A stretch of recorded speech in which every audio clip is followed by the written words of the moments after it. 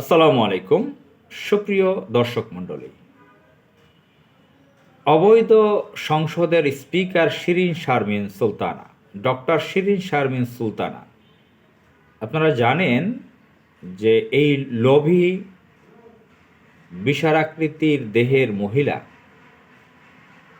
জলহস্তি সমান সাইজ, অনেক চবড়ি শরীরে, অনেক মোটা তাজা,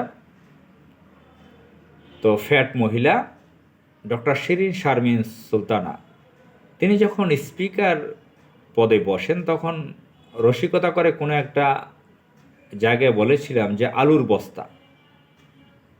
আমার পরিচিত একজন লেখিকা ভদ্রমহিলা, তিনি আবার এটাকে কিছুটা মাইন্ড করেছিলেন এ কারণে যে তার বাড়িও নোয়াখালী, সে আবার নোয়াখালীর ইজমটাকে খুব কাজে লাগায়। যেহেতু ডক্টর শিরিন শারমিনের বাড়ি নোয়াখালী, ওই ভদ্রমহিলা লেখিকার বাড়িও নোয়াখালী। তো আমি মজা করে বলেছিলাম যে এটা তো একটা আলুর বস্তা। তো এত একাডেমিক উচ্চশিক্ষিত, শরীরটা ফিজিক্যাল এক্সারসাইজ করে একটু কমাতে পারলো না। মানুষ বেশি শুকনো হওয়ার দরকার নাই, এত ফ্যাট তো থাকার কথা না। যাই হোক, ব্যক্তিগত ফ্যাট নিয়ে কথা বলতে চাই না। তো এই ডক্টর শিরিন শারমিন সুলতানা একজন অত্যন্ত লোভী মহিলা। আমি বিভিন্ন আলোচনায় সেটা বলেছি। তার দাদা একজন জাস্টিস ছিলেন, বিচারপতি। তার বাবা ছিলেন সচিব, প্রতিমন্ত্রী পদমর্যাদায়, রাষ্ট্রপতির সচিব ছিলেন রফিকুল হক। শেখ মুজিবের শাসনামলে তিনি তার সচিব ছিলেন। তার মা ছিলেন সরকারি কলেজের প্রিন্সিপাল, ঢাকা কলেজের প্রিন্সিপাল ছিলেন। তিনি ব্যক্তিগতভাবে ঢাকা বিশ্ববিদ্যালয় থেকে আইনের উপরে অনার্স মাস্টার্স করেছেন, ফার্স্ট ক্লাস পেয়েছেন। এইচএসসিতে তিনি বোর্ড স্ট্যান্ড করেছেন। তিনি হলি ক্রসেও ভালো ছাত্রী ছিলেন স্কুলে। তিনি সম্ভবত ইংল্যান্ডের এসেক্স ইউনিভার্সিটি থেকে পিএইচডি করেছেন সংবিধানের উপরে, ইত্যাদি ইত্যাদি। বেশ একাডেমিক ভালো ব্যাকগ্রাউন্ড রয়েছে। তার হাজব্যান্ড সম্ভবত একটা ফার্মাসিউটিক্যালসের অ্যাডভাইজার। তো এই ভদ্রমহিলা লেডি লেন্দুবদর্জি শেখ হাসিনার চাটুকার। প্রথমে সে সমাজ কল্যাণ, নারী শিশু বিষয়ক প্রতিমন্ত্রী ছিলেন, নারী শিশু বিষয়ক প্রতিমন্ত্রী। এই আমার দেশ পত্রিকায় প্রথম দিকে 2010 সালের দিকে সম্ভবত এই শিরিন শারমিনের ছবি ছাপা হয়েছিল। ভুটানের রাষ্ট্রদূতের সাথে লাল পানি খাচ্ছিল গ্লাসে টাচ করে। এই শিরিন শারমিন সুলতানা একাডেমিকভাবে উচ্চশিক্ষিত, কিন্তু লেডি লেন্দুবদর্জি শেখ হাসিনার চাটুকারি করে সে কতটা বিশ্বস্ততা অর্জন করেছে যে অবৈধ সংসদের স্পিকার পদে বসেছে। রাষ্ট্রপতির হওয়ারও কথা ছিল তার যদি পার্সোনালিটি থাকতো, ন্যূনতম মনুষ্যত্ববোধ ভিতরে থাকতো, সে সংবিধানের উপরে সংবিধান, আর একটা লম্বা একটা সেন্টেন্স আছে, খুব ভালো একটা বিষয়ে তিনি পিএইচডি করেছেন। তো তিনি এদেশের মানুষের বিরুদ্ধে গিয়েছেন, ফ্যাসিস্টের পক্ষে গিয়ে অবৈধ সংসদের স্পিকার হয়েছিলেন।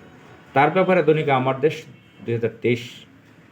2024-23 ডিসেম্বর শিরোনাম হয়েছে ফার্স্ট পেজে, ডান সাইডে দ্বিতীয়।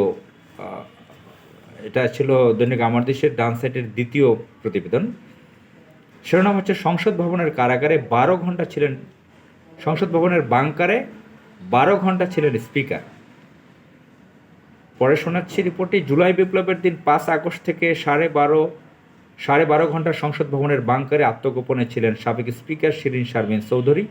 এরপর সেনাবাহিনী তাকে ক্যান্টনমেন্টে সেনা হেফাজতে নিয়ে যায়। সংশ্লিষ্ট একটি নির্ভরযোগ্য সূত্রে আরও জানানো গেছে, সাবেক স্পিকারের সঙ্গে সাবেক ডেপুটি স্পিকার শামসুল হক টুকুস, সাবেক আইসিটি প্রতিমন্ত্রী জুনায়েদ আহমদ পলক, সাবেক হুইপ ইকবালুর রহিম ও নাজমা আক্তারও ছিলেন। এ সময় লাখো ছাত্র জনতা সংসদ ভবনে প্রতি মুহূর্ত অজানা ভয়ে তারা কাঁপছিলেন। সংসদ ভবনে ওই দিন সোনাদানা ও কয়েক কোটি নগদ টাকার সুটকেস ছিল। পরে একটি সুটকেস থেকে 90 লাখ নগদ টাকা নিরাপত্তা বাহিনীর লোকজন কর্তৃপক্ষের কাছে হস্তান্তর করে। 15 পৃষ্ঠায় কী বলেছে এ বিষয়ে পরে 15 পৃষ্ঠায় রিপোর্ট।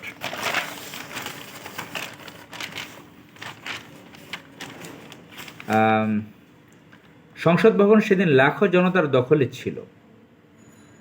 সফল গণ অভ্যুত্থানের আবেগে আপ্লুত ছিলেন ছাত্র জনতা, তাই তারা দল বেঁধে ঢুকে পড়েন সংসদ ভবন অভ্যন্তরে। অনেকে মূল অ্যাসেম্বলি কক্ষে ঢুকে এমপিদের নির্ধারিত আসনে বসে পড়েন, কেউ বা বসেন স্পিকারের আসনে কিংবা গ্যালারিতে।